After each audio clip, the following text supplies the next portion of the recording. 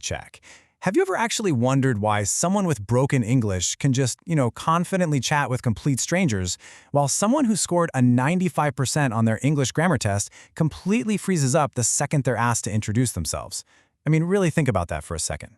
For years, we've all been told the exact same thing, right? Learn grammar first, master the tenses, memorize the rules, and then, only then, should you even try speaking. Well, today, we're going to completely challenge one of the biggest beliefs that's honestly kept millions of learners totally stuck for years. Look, if grammar could truly make you fluent, every single English teacher out there would speak absolutely flawless English in every single spontaneous conversation. But, well, we all know that's just not what happens. You might have spent years learning articles, prepositions, the passive voice, all that stuff. You've probably filled up countless notebooks, but knowing the mechanics of a language is so fundamentally different from actually wielding it in real life. We've essentially been sold an illusion, and we are completely shattering that illusion right now. So, I want you to ask yourself a question. Can you confidently speak English for just 2 minutes straight without stopping? No scripts, no perfectly planned out sentences in your head, just talking. If your mind goes completely blank after a few seconds, I need you to know something absolutely crucial. The problem is not you. It's really not. The problem is that you've been learning English completely backward this whole time. Let's look at a quick tale of two paths here. First up, meet Rahul. Rahul absolutely loves grammar. He knows the present perfect, the past continuous, reported speech. He's got it all down flawlessly. His notebooks are jam-packed and his exam scores near perfect. Now contrast him with Aman. Aman makes mistakes literally every single day. He might say stuff like, I know, understand, or he go office. His English is definitely not perfect, not even close. But Aman has this one crucial habit. He speaks every single day. To his friends, to strangers online, even just to himself in the mirror. He is never ever afraid of sounding a little silly. So, fast forward 1 year, right? Rahul walks into this super high-stakes job interview. The interviewer smiles, looks at him and says, "Tell me about yourself." Immediately, Rahul's heart just starts racing. His palms get all sweaty. In his head, all those grammar rules, the conditionals, the articles, the past perfect, they're all just spinning around, demanding to be put in the exact perfect order. And because he is so laser-focused on not breaking a single rule, his mind just goes totally blank. He knows the grammar perfectly, but the words simply will not come out. Now compare that with Aman when he walks into that exact same interview room. Aman just smiles and says, "Good morning. My English isn't perfect, but I'll try my best." Does he make a few mistakes along the way? Oh, absolutely. But he keeps talking. He actually communicates his ideas. He genuinely connects with the interviewer, and ultimately, he's the one who gets the job.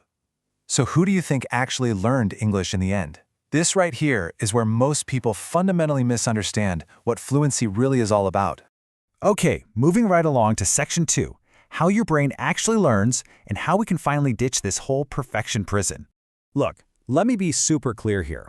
Grammar is not the enemy, but grammar should never ever be your starting point.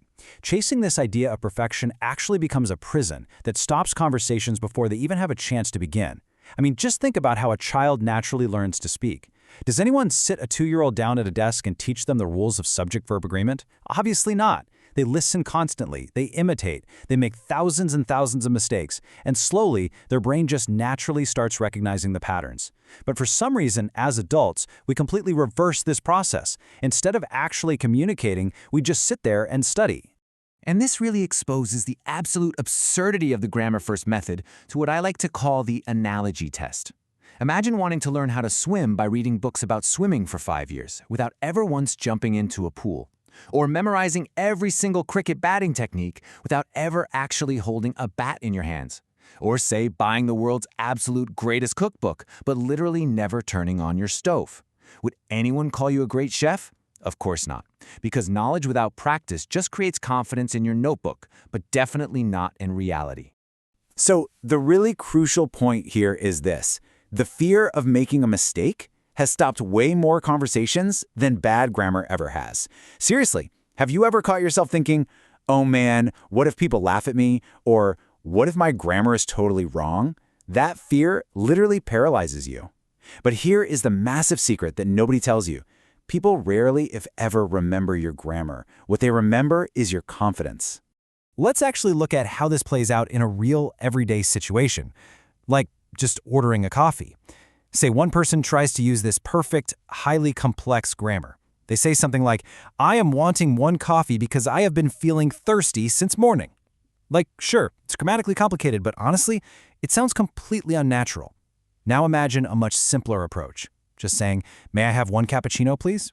It's simple, it's natural, and it's incredibly effective. Whether you're at a restaurant trying to order a sandwich, asking a random stranger, "Hey, where's platform 3?" or telling your boss, "Yes, I'll finish this today," nobody is out there expecting Shakespeare from you. They just want clear, confident communication. Real English isn't complicated, guys. It's useful. And confidence? That doesn't come from knowing 50 different rules. It comes from taking the words you already know and using them to accomplish real, everyday tasks. Let's check back in on our two learners after 6 months. So, student A spent 2 whole hours a day just studying grammar. They now know 50 incredibly intricate rules, but they completely panic the second someone says hello to them. On the flip side, student B spent just 20 minutes a day, but they spent it actually speaking.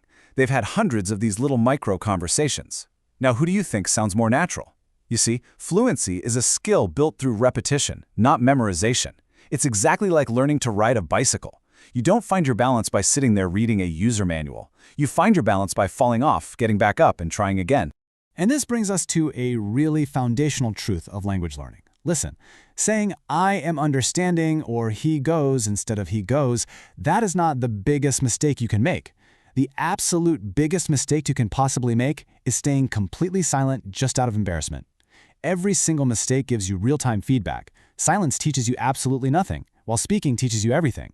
When you make a mistake, you know what you do? You smile, you correct yourself, and you just move right on. Because that, right there, is exactly how fluent speakers actually became fluent. All right, let's get into Section 3, the actionable blueprint. This is your 7-step system to actual fluency. So, if we are entirely ditching this whole grammar-first approach, what exactly should you be doing instead? Well, let's break down Phase 1, which is input and imitation. Step 1, listen to real English for 20 minutes a day. And I don't mean grammar lectures. I mean real conversations, engaging podcasts, real stories. Step 2 is to copy what you hear exactly, without pausing to translate it back into your native language in your head. Just don't do it. And then Step 3 is shadowing. This is where you pause a video and repeat the sentence out loud, mimicking the exact speed and the exact emotion of the speaker. This literally trains your mouth and your brain at the exact same time. Next up, we move to Phase 2, which is output and interaction. This is where you push that vocabulary out into the real world. First, speak to yourself out loud. Seriously, describe your room, talk about your breakfast, go over your plans for the day. Then, record your voice and listen back to it without any judgment. Just kind of notice where you can tweak and improve. After that, make a point to deliberately use just one brand new sentence a day in real life. Something simple, like, "Hey, I'll call you later." Try using it with a colleague. And then, most importantly, talk to real people, even if it is just for 2 short minutes. Language grows through interaction. It never grows in isolation. So here is my personal challenge to you today. I call it the 30-day mirror challenge. I want you to go stand right in front of a mirror, set a timer on your phone for exactly 1 minute, and just introduce yourself completely in English. Do not stop talking. Do not switch back to your native tongue. And whatever you do, do not worry about making mistakes for even a single second. Just speak. Do this today. Do it again tomorrow, and I promise you, just watch the absolutely profound transformation that happens over the next 30 days. I really want you to visualize something with me for a second. Imagine 2 different versions of yourself exactly 1 year from today. Now, version 1 is still sitting exactly where you are right now. Still buying more grammar workbooks, still waiting to be quote-unquote perfect before daring to speak, essentially just frozen in time. Nothing changes. But version 2? Well, version 2 speaks every single day. They actively laugh at their own mistakes. And 1 year from now, that version is walking into big interviews with supreme confidence. They're traveling the world without fear, and they are expressing their ideas completely freely. The thing is, both of these versions have the exact same 365 days ahead of them. The only difference, the literal only difference, is that one waited around for perfection while the other practiced right through the imperfection. So really, the only question left for our time together in this explainer today is, which version are you going to choose? Because remember, grammar is just a tool. It is absolutely not the final destination. Don't chase perfect English. Go out there and chase real conversations.